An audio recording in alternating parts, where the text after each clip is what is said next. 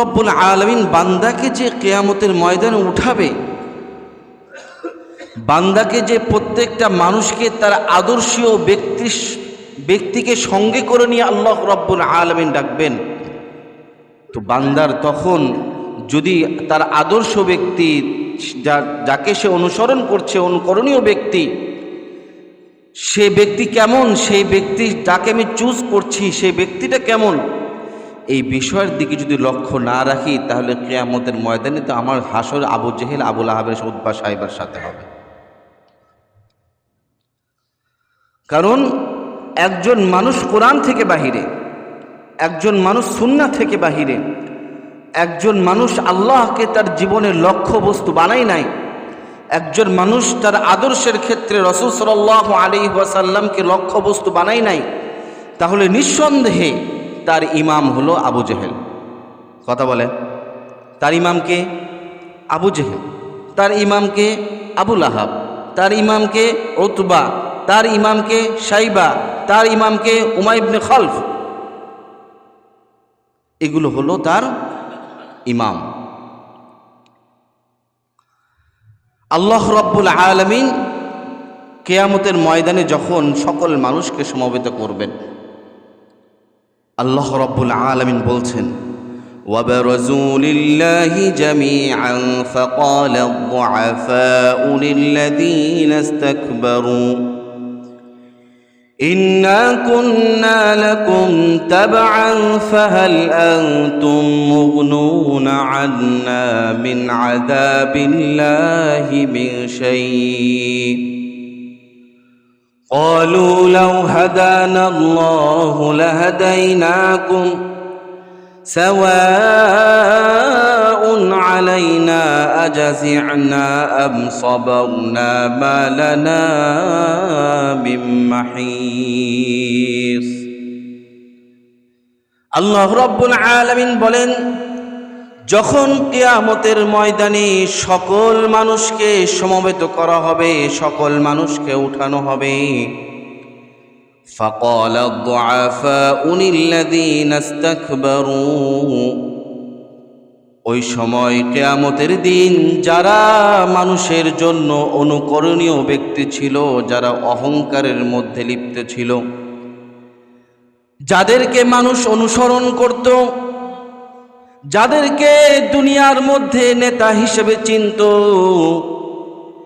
যাদেরকে মানুষ নিজেদের পথ চলার একজন পাথেয় হিসাবে, একজন পরিদর্শক হিসাবে তারা মনে করত, ওই সকল ব্যক্তিকে লক্ষ্য করে যারা অনুসরণ করেছে, যারা অনুকরণ করেছে, যারা স্লোগান দিয়েছে তার পিছনে, ওই সকল ব্যক্তি বলবে, ভাই ওই সময় দুনিয়াতে থাকা অবস্থায় তোমাদের অনুসরণ করেছিলাম, ইন্না কুন্না লাকুম তাবআ, ইন্না কুন্না লাকুম তাবআ,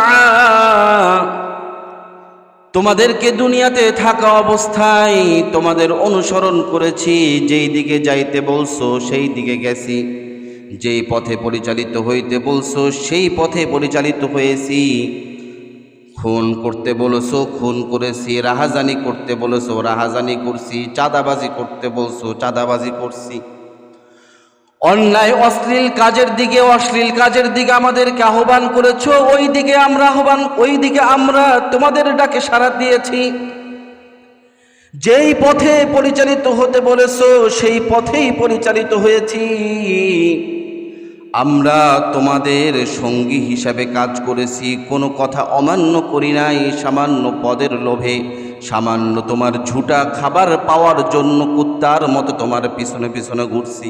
ইন্না কুন্না লাকুম তাবআ ফাহাল আনতুম মুগনুনা আন্না মিন আযাবিল্লাহি মিন শাই, তোমাদের কথা মানতে গিয়ে আল্লাহ রব্বুল আলামিনের নাফরমানি করেছি, তোমাদের কথা মানতে গিয়ে আল্লাহ রব্বুল আলামিনের সাথে বেঈমানিমূলক কাজকর্ম আমরা করেছি, মুসলমানদের সাথে আমরা বেঈমানিমূলক কাজকর্ম করেছি, মুসলমানদের সম্পদকে লুণ্ঠন করেছি, মুসলমানদের জমিনকে জবরদখল করেছি, জমিন মুসলমানদের আত্মসম্মানকে আমরা ভুলুণ্ঠিত করেছি, মুসলমানের ইজ্জতকে নষ্ট করেছি, মুসলমানদের মা বোনদের ইজ্জতকে লোকালয়ে আমরা নষ্ট করেছি, জনসম্মুখে নষ্ট করেছি। আজকে এই সকল কাজ করার কারণে আল্লাহ রব্বুল আলামিনের পক্ষ থেকে সিদ্ধান্ত এসেছে যে তোমরা সকলে জাহান্নামে দাখিল হয়ে যাও। আজকে আমরা জাহান্নামে প্রবিষ্ট হচ্ছি। ও নেতা, আনতুম মুগনুনা আন্না মিন আযাবিল্লাহি মিন শাই। তোমার কথা মানার কারণে আল্লাহ রাব্বুল আলামিন আমাকে আযাবের মধ্যে ঢুকায়া দেয়, ওই আযাব থেকে আমাকে একটু বাঁচায়া দাও। মিন আযাবিল্লাহি মিন শাই, পুরাপুরি না পারলেও কিঞ্চিত পরিমাণ একটু বাঁচায়া দাও।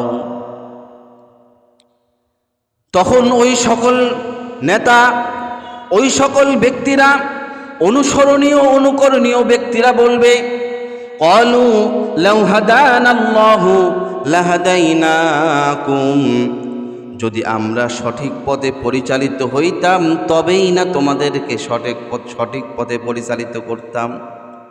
আমরা নষ্ট ভ্রষ্ট পথে পরিচালিত হয়েছি, এই জন্য তোমাদেরকেও নষ্ট ভ্রষ্ট পথে পরিচালিত করেছি। আমরা যদি আল্লাহর পথে অনুসরণ করে আল্লাহর পথে পরিচালিত হইতাম তাহলে আজকে তোমাদেরকে এই আযাবের সম্মুখীন হতে হতো না। কিয়ামতের ময়দানে তোমরা আমরা সকলে জান্নাতে প্রবেশ করতাম। কথা বলেন ঠিক কিনা?